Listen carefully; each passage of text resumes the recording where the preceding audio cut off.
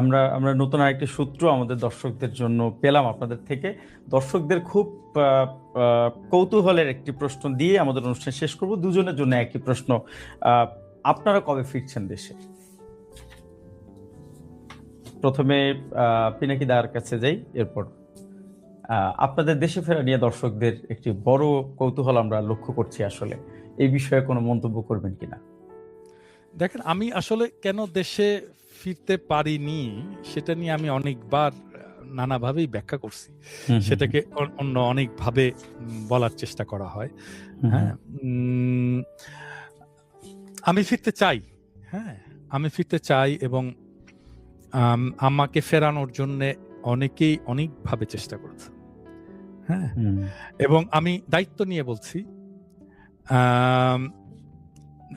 মানে এমন ধরেন রাষ্ট্রের প্রধান নির্বাহী প্রফেসর ইউনূসকে বলা হয়েছিল, একাধিক জন বলেছে যে পিনাকিকে, এবং উনি চাইলে এটা 1 ঘন্টার মধ্যে হয়ে যেত, পিনাকিকে ফেরত নিয়ে আসার ব্যবস্থা। খুবই দায়িত্বপ্রাপ্ত মানুষ, আমি নাম বলছি না তাদের কারোই, কিন্তু আপনি ধরে নিতে পারেন যে ধরেন বাংলাদেশে যদি আপনি 10 জন খুবই গুরুত্বপূর্ণ মানুষের কথা চিন্তা করেন, এরকম 10 জন গুরুত্বপূর্ণ মানুষের মধ্যে অনেকেই আমার কথা বলেছে প্রফেসর ইউনূসকে সরাসরি, এবং আমি তাদের মধ্যেই কারো কারো কাছে থেকে ফিডব্যাক পেয়েছি। আমার কথা যখনই প্রফেসর ইউনূসকে বলা হয় উনি দার্শনিক হয়ে যান, আকাশের দিকে তাকায় থাকেন আর কি।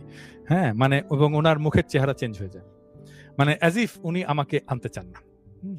তো আমাকে অনেকে এরপরে বলেছে যে তো আমার একটা বলতে পারেন যে একটা গভীর অভিমান আছে আমার দেশে যাওয়ার ব্যাপারে। হ্যাঁ, আমি জানি না, আমি খুব অভিমানী মানুষ, এবং আমার এই অভিমানের কারণে এমন হতেই পারে যে আমি হয়তো কখনোই আর দেশে যাব না। এটি খুব আপনার যারা ভক্ত সমর্থক তাদের জন্য নিঃসন্দেহে একটি বড় দুঃসংবাদ। আমি ধরেন আমি যে জিনিসটা খুব বেশি করে চাইছি, এটা আমার জীবনের একটা ট্র্যাজেডি বলতে পারেন। আমি যেটা খুব বেশি চাইছি আমার জীবনে সেটা আসেনি কখনো। হ্যাঁ, আমি সেজন্য কোনো কিছু চাই না, আমি সেজন্য বলি আমি দেশে যেতে চাই না। হ্যাঁ, যদি এই বিরাট থেকে একদিন হঠাৎ করে মানে সত্যিকার অর্থে আমি কিন্তু আমি যখন কর্পোরেট জব করতাম আর কি, তখন আমি ওভারসিজ পোস্টিং চাইতাম, এবং আমি চাইতাম যে প্যারিসে আমি যাব, আমার পোস্টিং হবে প্যারিসে। হ্যাঁ, এটা আমার উচ্চাশা ছিল বলতে পারেন ওই সময়, কম বয়সে আর কি। তো সেটা কিন্তু তখন হয়নি। তারপরে আমি যখন চাইনি, আমি যখন আসতেই চাইনি, তখন আমাকে এসে খোদা তাআলা প্যারিসে এসে আমাকে থিতু করে দিলেন। তো আমার আসলে আমার দেশে যাওয়াটা আসলে আমি মনে করি যে এটা এখন আমি রিয়েল অ্যান্সার দিচ্ছি, অভিমানের কথা না। আমার দেশে যাওয়াটা আসলে ডিপেন্ড করে, আমি বলি আমি তো এখন খুবই স্পিরিচুয়াল মানুষ আর কি বলতে পারেন। হ্যাঁ, আমার দেশে যাওয়াটা যেদিন খোদা তাআলার হুকুম হবে সেদিন আমি হাজির থাকবো, যেদিন উনি চাইবেন সেদিনই আমি যাব। কেউ আমাকে ঠেকাইতে পারবে না, আমি অভিমান করেও আমি দূরে থাকতে পারবো না। আমার যেদিন সময় হবে, রাইট টাইম, সেটা প্রবাবলি আসমানে স্থির হবে যে কবে আমি দেশে ফিরবো, সেদিনই যাব। কেউ আমাকে ঠেকাইতে পারবে না সেদিন, এবং আমার কোনো অভিমান আমাকে দূরে রাখতে পারবে না। কিন্তু ব্যক্তিগতভাবে আমি কোনো নিজে থেকে উদ্যোগ নেব না। খুব পরিষ্কার বক্তব্য। পিনাকি ভট্টাচার্য, যেদিন ওনার হুকুম হবে সেদিন আমি যে ইলিয়াস হোসেন, আমরা পিনাকি ভট্টাচার্যের উত্তর পেলাম। আপনি চাইলে এই প্রশ্নের উত্তর দিতে পারেন, আমরা যদি আপনার থেকে উত্তর পাই। আমার প্রশ্নটা আর অনেক বেশি মানে আপনাকে সুস্পষ্ট ভাবেই দেওয়া যাবে। আমার নামে এখনো পর্যন্ত 4টা মামলা পেন্ডিং আছে, যে মামলাগুলোর ব্যাপারে সরকার কোনো পদক্ষেপ নেয় নাই। এটি কি মানে ফ্যাসিস্ট আমলের মামলা? আমার সব মামলা ফ্যাসিস্ট আমলের। ওহো। আমার প্রথম মামলা হয় হচ্ছে 5ই জানুয়ারির যে নির্বাচন, ওই নির্বাচনের 3 দিন পরে আমার নামে একটা মামলা হয়। আমাকে যেদিন ডিজিএফআই ডেকে নিয়ে যায় 6 জানুয়ারি 2014, তারপরে তার 2 দিন পরে মামলা হয় একটা, ওইটা একটা মামলা ছিল, আমাদের একটা ভিডিও গিয়েছিল, যে ভিডিওটার আপনার ভিডিওর এডিটিং এর কাজ তো আর আমার না, ওইখানে এক নারীকে নিয়ে আপনার একটা নিউজ ছিল, সেই নারীর কিছু ফুটেজ কে তারা দেখিয়েছে, খুবই আলোচিত সংবাদ ছিল। এই ফুটেজগুলোর কারণে এটা পর্নোগ্রাফি অ্যাক্টে ওই ফুটেজগুলো এই আমাদের অফিসের আমাদের চেয়ারম্যান সহ আমি সহ আমাদের ৩-৪ জনকে আসামি করে। মূলত মানে ৫ জানুয়ারি নির্বাচনে ২১শে টিভির যে ভূমিকা সেটার কারণেই মামলা হয়, সেই থেকে শুরু। এরপরে বিভিন্ন সময়ে আপনার ইলিয়াস হোসেন সেই মামলায় সম্ভবত ২১শে টিভির চেয়ারম্যান আব্দুল সালাম সাহেব উনি নিজেও এই মামলার আসামি ছিলেন। গ্রেপ্তার আপনি হয়েছিলেন। জি। ওনাকে তার প্রথম মানে গ্রেপ্তার সেই করে মামলা এখন কি এখনো চলমান? সে মামলা চলমান। তারপরে বনোজ কুমারের একটা মামলা চলমান। তারপরে আরো ওই যে টোটাল ৪ টা ফেনীর এক স্কুল ছাত্রীর আত্মহত্যা কেন্দ্রিক যে প্রতিবেদনটি ছিল সেটি। হ্যাঁ, বনোজ কুমারকে জি, নিয়ে জি। যে নিউজ করা হয়েছিল সেটার প্রেক্ষিতে তারা নিউজ করে এবং সেই বনোজ কুমারের যে এত অত্যাচারের শিকার সেই ১৬ জন মানুষ এখনো কন্ডেম সেলে কাটাচ্ছেন, তাদেরকেও এই সরকার বাঁচানোর জন্য কোনো করে নাই। এখন ওই যে দাদা একটা কথা বলল না যে ইউনূস উদাসের মতো এদিক ওদিক তাকায়। অনেকেই মনে করেন ধরেন মানে আমি কখনো বলি নাই যে আমি কোনোদিন উপদেষ্টা হব। দাদাও কোনোদিন বলে নাই সে উপদেষ্টা হইতে চায়।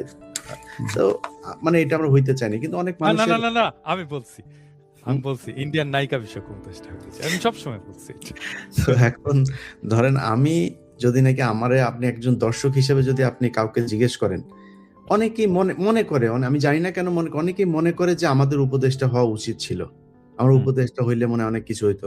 কিন্তু সেটা সরকারের কোনোদিন মনে হয় নাই। হুম। সরকারের যদি মনে হইতো তাহলে সরকার নিশ্চয়ই করত। কিন্তু সরকারের আশেপাশে এইদিক ওইদিক নানান লোকজন তারা নানানভাবে আসেন, দেশে আসেন, আপনার দেশে আসেন। এমনকি সেনাবাহিনীর অনেক ঊর্ধ্বতন কর্মকর্তাও যে আপনাকে প্রোটোকল নিয়ে দিয়ে করতে চাই, আপনাদের সম্মান দিতে চাই। কিন্তু সরকার থেকে আমাদের মামলাটা পর্যন্ত উঠানো হয় নাই। এখন সমস্যাটা কোথায় জানেন? কারণ আপনার মাথায় যদি থাকে যে আমি চুরি করব, তাহলে তো আপনি যাদের কথাবার্তা শুনলে মনে হয় যে এরা আমারে চুরি করতে দিবে না, এই লোকগুলি দেখে মনে হয় এদের কথায় তো বোঝা যায় যে এরা তো খুব ঘাটতারামো করবে। এদেরকে আমাদের আশপাশে আনা যাবে না। আনলেই সমস্যা হবে। সো আপনি নিবেন না। এটাই স্বাভাবিক। যাক ওই আলাপে যাচ্ছি না। এই সরকারের কাছে শুধু উপদেষ্টা না, দেশে ফেরত যাওয়া না। এই সরকারের এরা এই দেশে থাকতে পারবে না। এই সরকারের ইউনূসের এই আশপাশে যে কজন আছে একটাও দেশে থাকতে পারবে না। আমি আপনাকে চ্যালেঞ্জ করলাম। কালকে এই পরশুদিন খালেদা জিয়ার গিয়ে জানাজায় গিয়ে আসিফ নজরুল আর এই শফিক যে দৌড়টা দিয়েছে, মানুষ সেটা দেখেছেন। সো এই দৌড়াদৌড়ির উপরেই তাদেরকে থাকতে হবে সারা দুনিয়ায়। তারা যে বাইরে গিয়ে আরামে থাকবে সেটা না, সারা দুনিয়া। আমরা তো তাও কোপ আপ করে ফেলেছি বিভিন্ন জায়গায় থাকতে হয় কিভাবে। ওরা ওইটাও পারবে না, সম্ভব না।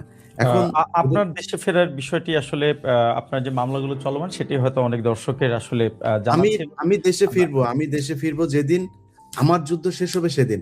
আমি এই দেশের কারোর অন্য একজন ভিনদেশী পতিতা ব্যবসা করত, এরকম একজন চুরি করে আনা আমার দেশকে ভাগ করার জন্য যেই জাতীয় সঙ্গীত লেখা হয়েছিল সেই জাতীয় সঙ্গীত আমার জাতীয় সঙ্গীত থাকতে পারবে না। এই শর্তে আপনি যেদিন করবেন, আমার ১৬ই ডিসেম্বর বিজয় দিবস অনেকে বলেন না, আমি এটার বিজয় দিবস মনে করি না। আমি সেদিন বিজয় দিবস পালন করব ১৬ই ডিসেম্বরকে, যেদিন ভারত পালন করবে না। ভারত যেদিন বলবে যে এটা বাংলাদেশ আর পাকিস্তানের যুদ্ধ ছিল, সেদিন আমি বিজয় দিবস পালন করব। কিন্তু ভারতও বিজয় দিবস পালন করবে, বলবে যে ভারত পাকিস্তান যুদ্ধ, আর আমিও বিজয় দিবস পালন করবো, আমি এটারে বিজয় দিবস। ওই দিন ওইটা সেটেল হইতে হবে আগে। সো এই জায়গাগুলো ঠিক হইতে হবে ভাই, তারপরে দেশে যাওয়ার চিন্তা ভাবনা করবো। আর এর জি। মাঝখানে আবার আমারে নাকি আবার উঠায় মুঠায় নিয়ে যাবে কারা, উঠায় টুঠায় নিয়ে গেলে দেশে যায় তারপর দেখা হবে, ওইটা আবার অন্য জিনিস। যাই হোক, আমি আজকে দর্শক অনুষ্ঠানের আমরা শুরুতে যেখানে একটু সময় নিয়ে নিচ্ছি আপনার কাছ থেকে। জি। আমাদের বাংলা এডিশনের এই ক্রাইম এডিশনে আজকে প্রথম পর্ব গেল। এই প্রথম পর্বে আমার খুব ইচ্ছে ছিল যে দাদাকে দিয়ে আমাদের এটা উদ্বোধন করানো হবে, যে কারণে কারেন্ট এডিশন। জি। দাদাকে আজকে কারেন্ট এডিশনের এই অনুষ্ঠানে আমরা আমন্ত্রণ জানিয়েছিলাম। দাদা, আপনাকে অনেক ধন্যবাদ আমাদের সাথে আপনার লম্বা সময় দেওয়ার জন্য। আপনার ঘুম ভাঙায় তারপরে আমি আপনাকে যুক্ত করেছি।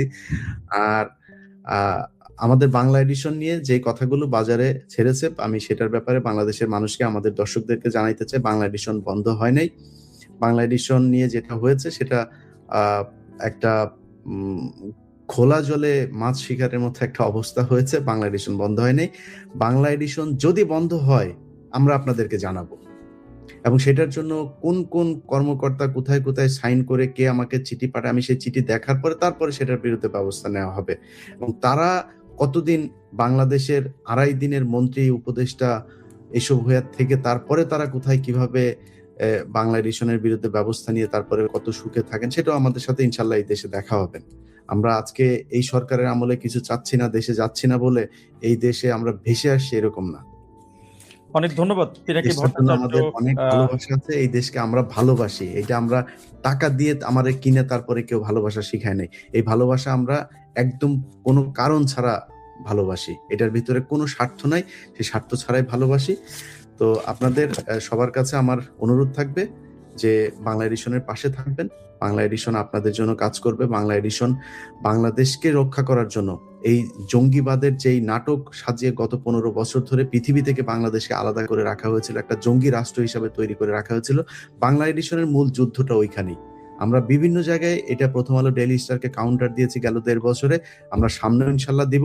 এটার জন্য আমাদের যদি জীবন বাজি রাখতে হয়, বাংলা এডিশনের এই তরুণ যে দলটা আছে তারা সবাই এটার জন্য প্রস্তুত আছে।